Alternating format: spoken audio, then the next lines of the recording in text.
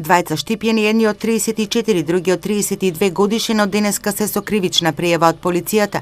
И двајцата се осомничени дека сториле кривично дело неовластено производство и пуштање во промет на наркотична дрога, психотропни супстанции и прекурсори. Според полицијата, пријавените делата ги извршиле додека издржувале казна во штипскиот затвор.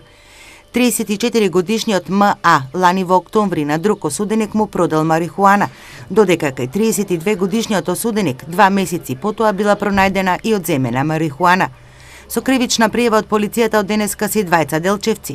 31 годишниот АЦ се товари за фалсификување исправа, употреба на исправа со невистината содржина и измама при добивање кредит или друга погодност.